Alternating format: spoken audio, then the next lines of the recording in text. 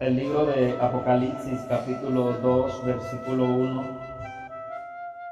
en adelante dice: escribe al ángel de la iglesia en Éfeso, el que tiene las 7 estrellas a su diestra, el que anda en medio de los 7 candeleros de oro, dice esto: yo conozco tus obras y tu arduo trabajo y paciencia, y que no puedes soportar a los malos, y has probado a los que dicen ser apóstoles y no lo son, y los has hallado mentirosos, y has sufrido y has tenido paciencia, y has trabajado arduamente por amor de mi nombre, y no has desmayado. Pero tengo contra ti que has dejado tu primer amor. Recuerda, por tanto, de dónde has caído, y arrepiéntete y haz las primeras obras, pues si no, vendré pronto a ti y quitaré tu candelero de su lugar, si no te hubieras arrepentido. Pero tienes esto, que aborrece la obra de los nicolaitas, los cuales yo también aborrezco. El que tiene oído, oiga lo que el Espíritu dice a las iglesias. Al que venciere le daré a comer del árbol de la vida, el cual está en medio del paraíso de Dios. La iglesia es el cuerpo de Cristo y nosotros conformamos la iglesia del Señor. Y hay una descripción bien interesante en cuanto a la ubicación, a la posición de Jesús con respecto a la iglesia. Y es que Jesús comienza hablando y dice: el que tiene las 7 estrellas en su diestra. Jesús se está refiriendo a él como el que tiene las 7 estrellas en su diestra, en su mano derecha. Y es bastante interesante porque las 7 estrellas representan, y quiero que presten mucha atención porque Apocalipsis maneja mucho un lenguaje simbólico y se maneja mucha simbología en el libro de Apocalipsis, por lo tanto hay que tratar de entender lo que quiere decir eso.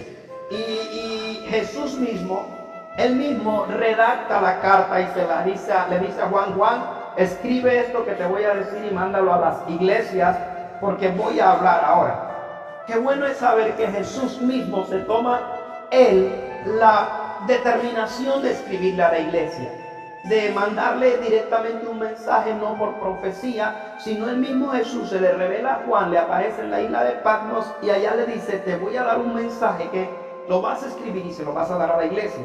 Y cuando comienza a redactar el mensaje, se describe como aquel que tiene las 7 estrellas en su mano derecha.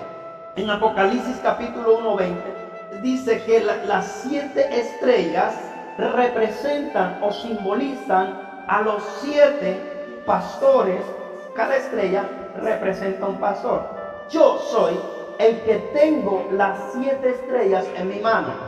Y a mí me llama la atención esto porque qué bonito es saber que nosotros delante de Dios somos vistos como estrellas. Simbólicamente representamos una estrella. Pero no solo eso, sino que cada estrella está en la mano de Dios. Es decir, cada pastor, como lo revela la Biblia aquí, Él es el que tiene a cada pastor, el que tiene cada estrella en su mano. Y Él dice: tengo las 7 estrellas en mi mano. Nosotros como pastores podemos decir: wow, ¿cómo se refiere Jesús hacia los pastores? Tenernos en su mano. Pero el hecho de que Jesús diga y se presente como aquel que tiene las 7 estrellas en la mano, nos deja a entrever de que nosotros estamos en las manos de Él, pero en algún momento podríamos llegar a caer. Ahora, en las manos están las 7 estrellas y Jesús está hablándole precisamente a cada iglesia donde cada pastor está ejerciendo el ministerio.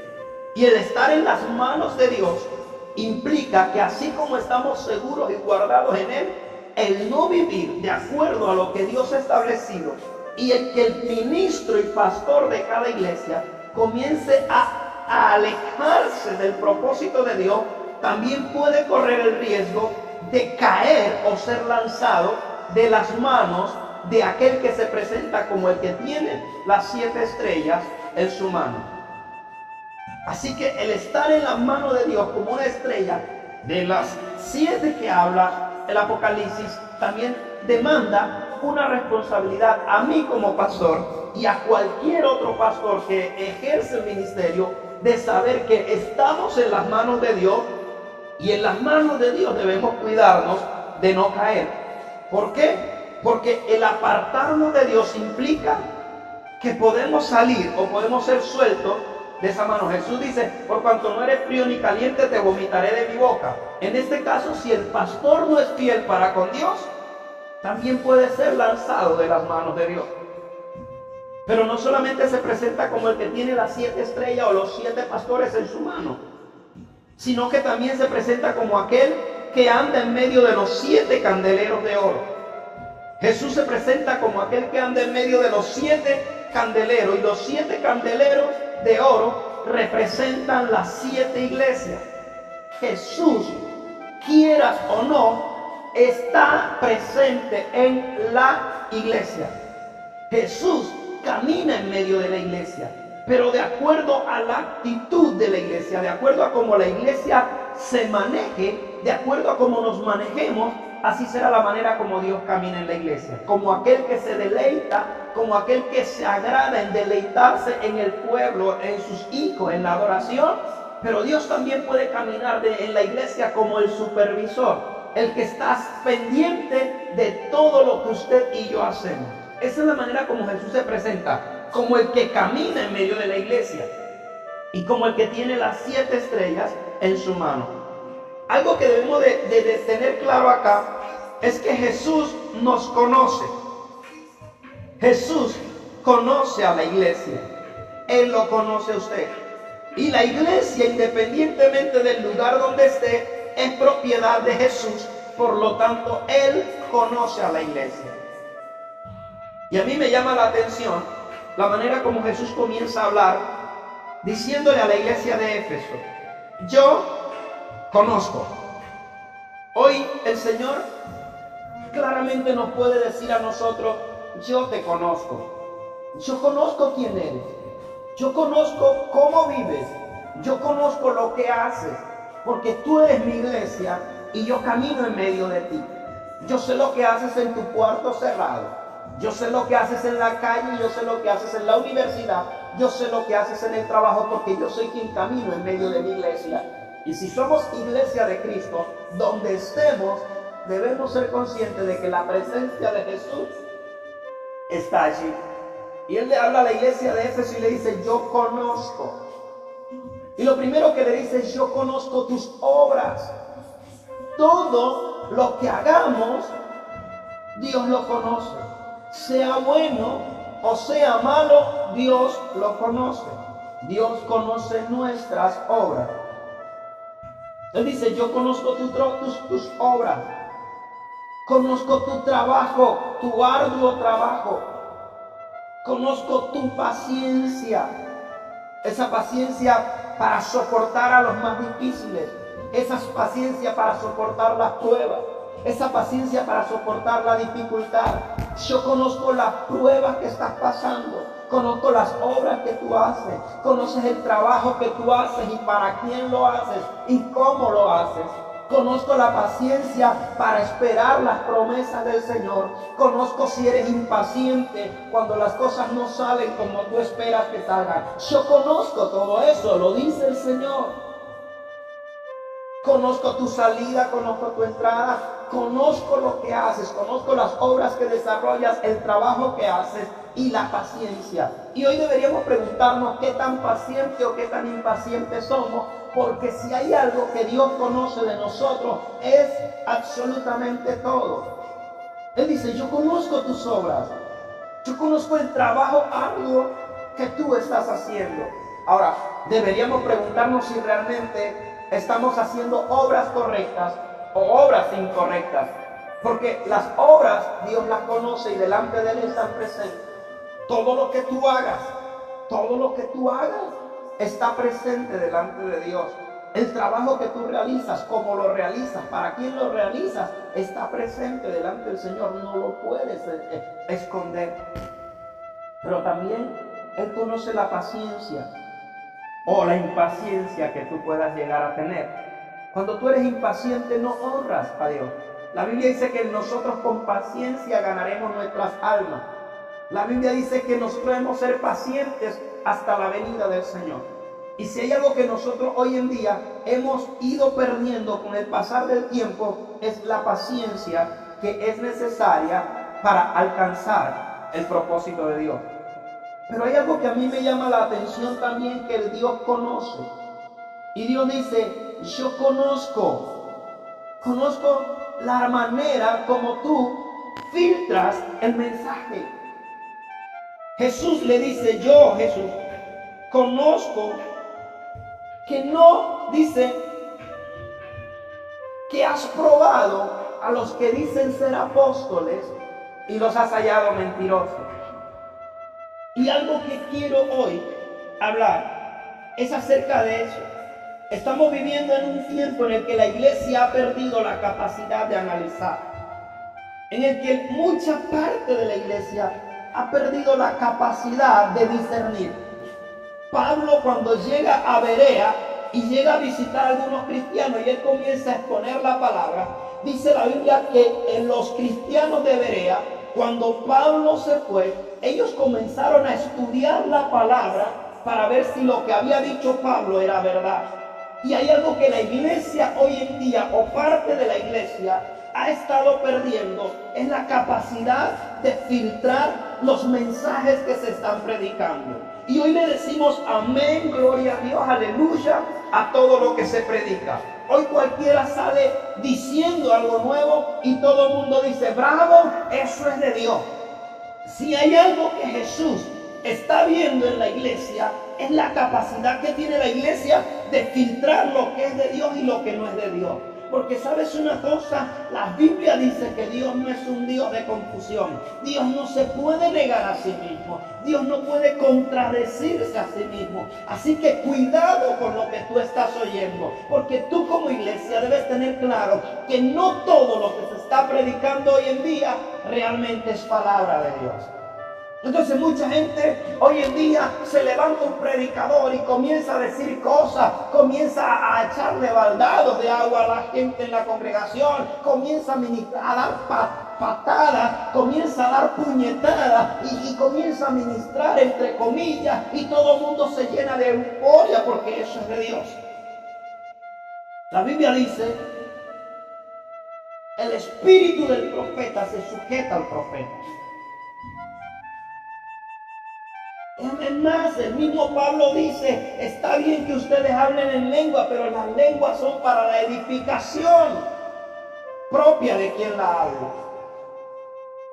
Y él dice, yo hablo más en lengua que todos ustedes, pero escuchen, si alguien llega a la iglesia, alguien que es impío, y los escucha a todos hablando en lengua y no hay quien interprete, cualquiera diría que estáis locos. Lo que Pablo está diciendo es, si hay alguien que interprete en la iglesia, entonces hablen 2 o 3 en lengua y el otro interprete. El mismo Pablo está dando pautas para poder ejercer el don de lenguas en la congregación. Y eso, si hay intérprete. Hoy en día se están viendo muchas cosas en el mundo. Hoy en día en la iglesia estamos viendo una cantidad de basura que se está metiendo. Y si hay algo que Dios ve, es la capacidad que tiene el cristiano de poder discernir esos nuevos movimientos. Porque hoy en día se le está diciendo bienvenido a todo lo que sale. Y eso Jesús mismo lo recalca en la iglesia de Éfeso.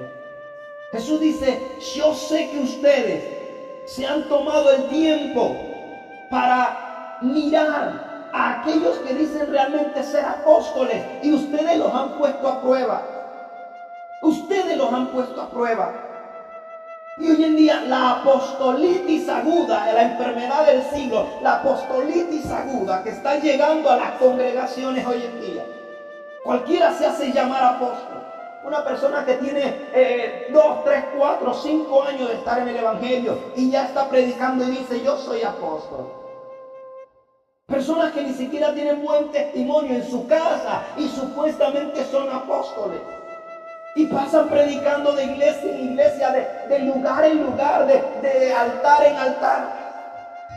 Y todo el mundo dice, sí, bienvenido el hombre de Dios. Pero eso no es lo que Jesús dice.